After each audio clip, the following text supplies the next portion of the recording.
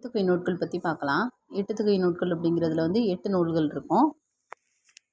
நற்றிணை, நல்ல குறுந்தொகை, ஐங்குறுநூறு, ஒத்த பதிற்று 10, ஓங்கு பரிபாடல், கற்றறிந்தார் ஏத்தும், கலியொடு, அகம்புறம் என்று இத்திரத்த எட்டுத்தொகை.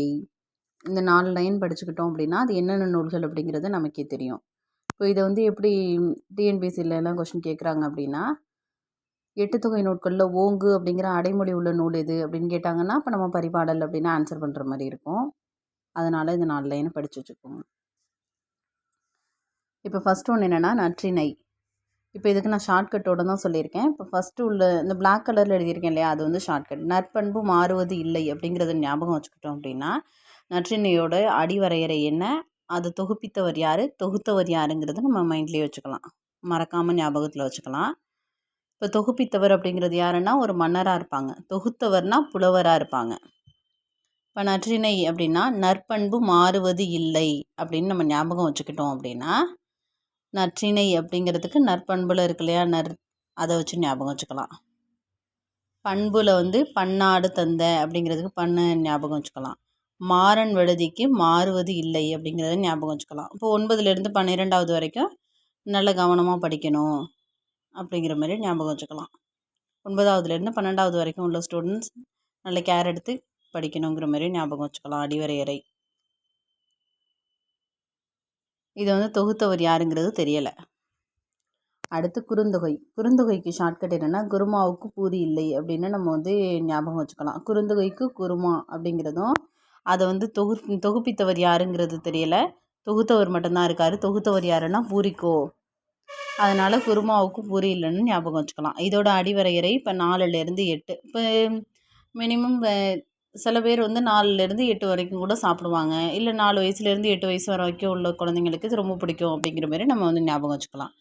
அடுத்து தேர்ட் ஒன் ஐங்குறுநூறு. ஐங்குறுநூறுக்கு ஷார்ட்கட் என்னென்னா 5 மாதர் கூடலாம், 3 போகலாம் அப்படிங்கிற ஷார்ட்கட் ஞாபகம் வச்சுக்கலாம். ஐங்குறுநூறுக்கு 5. இதை தொகுப்பித்தவர் யாருன்னா மாந்தரஞ்சேரல் இரும்புரை. மாந்தர்கள் அப்படி சொல்கிறோம், 5 மாதர் சொல்கிறோம்ல, அதை வச்சு மாந்தரஞ்சேரல் அதை ஞாபகம் வச்சுக்கலாம். இதை தொகுத்தவர் யாருன்னா கூடலூர் கிழார் அப்படிங்கிற ஒரு புலவர். அதனால் கூடலாம் அப்படிங்கிறத வச்சு கூடலூர் கிழார் ஞாபகம் வச்சுக்கலாம். 3 போகலாம்னு சொன்னோம் இல்லையா, அதில் அடிவரையறை 3லேருந்து 6 வரைக்கும், அதை வச்சு ஞாபகம் வச்சுக்கலாம். அடுத்தது 4th ஒன்று என்னென்னா பதிற்று 10.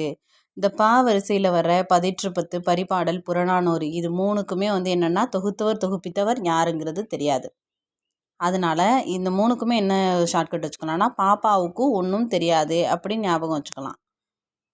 இதுக்கு அடிவரையறை கொஞ்சம் நம்மளாக தான் ஞாபகம் வச்சுக்கிற மாதிரி இருக்கும். 8லேருந்து 57.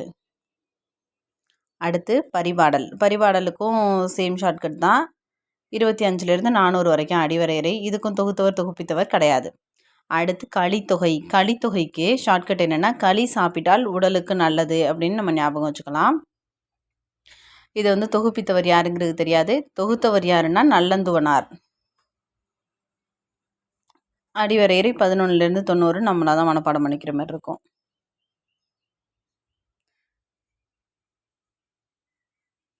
கலித்தொகைக்கு களி சாப்பிட்டால் உடலுக்கு நல்லதுங்கிறத வச்சு நல்லந்துவனார்னு ஞாபகம் வச்சுக்கணும். அடுத்து அகநானூறு. அகத்தில் உக்கிரமாக இருந்தால் உறுத்திக்கிட்டே இருக்கும் அப்படின்னு ஒரு ஷார்ட்கட் ஞாபகம் வச்சுக்கலாம். இதுக்கு தொகுப்பித்தவர் யார் அப்படின்னா பாண்டியன் உக்கிர பெருவழுதி. இப்போ அகத்தில் அப்படிங்கிறத வச்சு அகநானூறுன்னு ஞாபகம் வச்சுக்கலாம். இப்போ உக்கிர பெருவழுதின்னு வருதா அவரோட பேரில், பாண்டியன் உக்கிர பெருவழுதின்னு இருக்கனால உக்கிரம் அப்படிங்கிற வார்த்தையை இந்த ஷார்ட்கட்டில் சேர்த்துருக்கோம். அடுத்து உருத்திர சன்மனார் அப்படிங்கிறவர் தான் இதை தொகுத்திருக்காரு, அதனால உறுத்திக்கிட்டே இருக்கும் அப்படிங்கிற மாதிரி ஞாபகம் வச்சுக்கலாம். லாஸ்ட் ஒன் 8வது நூல் என்னென்னா புறநானூறு. புறநானூறு அதான் அந்த பாவரிசையில் வர நூல்கள் தொகுத்தவர் தொகுப்பித்தவர் யாருன்னு தெரியாது இல்லையா, அதனால பாப்பாவுக்கு ஒன்றும் தெரியாதுங்கிற அதே ஷார்ட்கட்டை ஞாபகத்தில் வச்சுக்கலாம். இப்போ இதில் புறம் பற்றிய நூல் என்னென்ன அப்படின்னா பதிற்று 10 புறநானூறும் புறம் பற்றிய நூல். இதில் அகம் பற்றிய நூல் எது அப்படின்னா அகம் பற்றிய பாடல் எது, இதெல்லாம் நற்றிணை, குறுந்தொகை, ஐங்குறுநூறு, அகநானூறு, கலித்தொகை. அகம் புறம் ரெண்டுமே சேர்ந்த பாடல் எதில் இருக்கும்னா பரிபாடலில் இருக்கும். நன்றி.